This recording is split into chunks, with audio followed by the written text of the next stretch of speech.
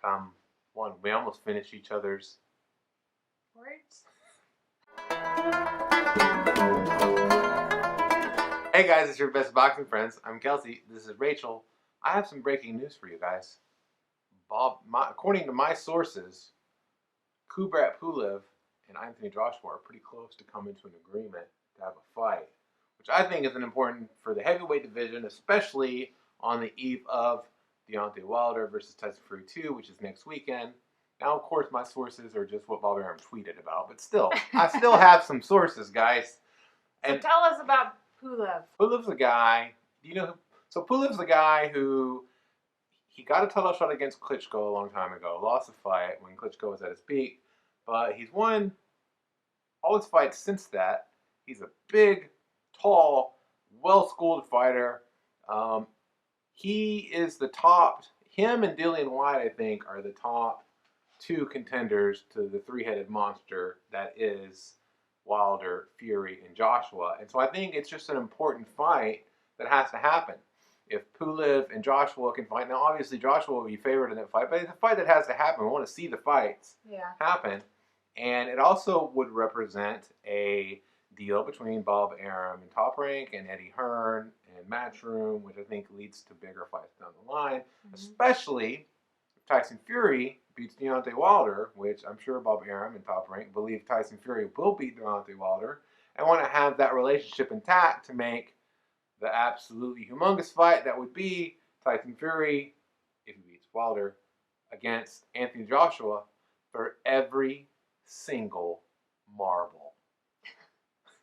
Not all the marbles, but every single marble in the whole world. So isn't that all the marbles? Yeah. Okay. I like to say things differently. Well, you said not all the marbles. But every single marble together is all the marbles. Even that stupid IBO marble. Look, IBO. Well, hey, I'm interested in more heavyweight fights. I think that we're in the midst of a, Gloria. A really fun heavyweight, time with the heavyweight division. That it's not always like this. Sometimes the heavyweight division is a little less athletic, a little less skilled. And I think we're in a really... Or there's not, but like with Klitschko, he's great, athletic, skilled, but there's only Klitschko and his brother who would never fight each other.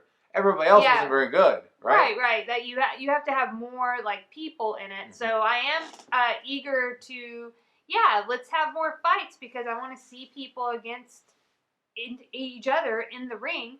I do wonder, I wouldn't mind seeing more fights against, you have the top level, this lower level, right? So Pulev is going to try to make a case that he's at the top, right? When if he deserves a title shot against somebody for sure.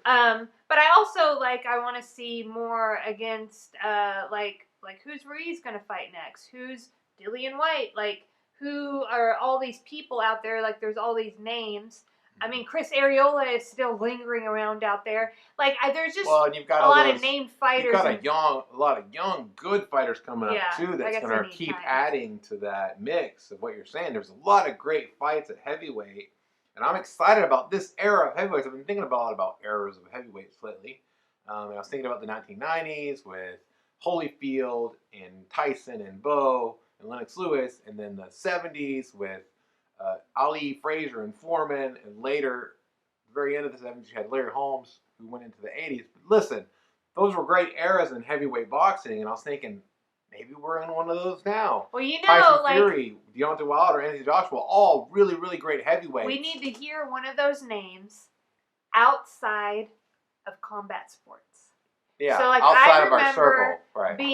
I remember hearing the name Evander Holyfield on an episode of Friends. Uh-huh. It came up.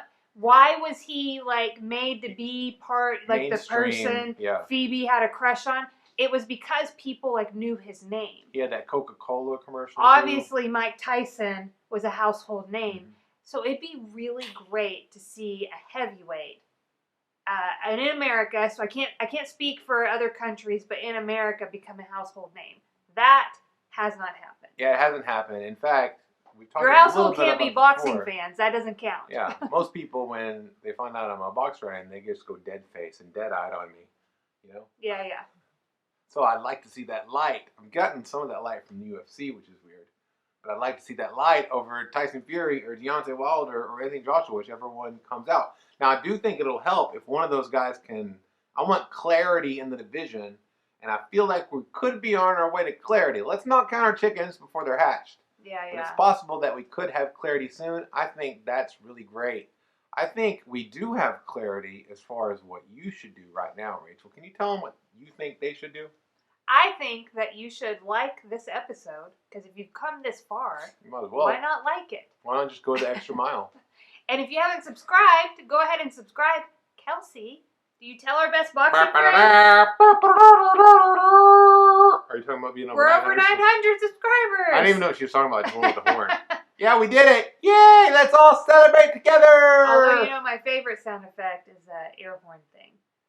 That, What is like, became popular in songs, but then, like, people do it, like, that's not an air horn. Like a And golf. we all know I can't Like a make turkey? the sound. Aww.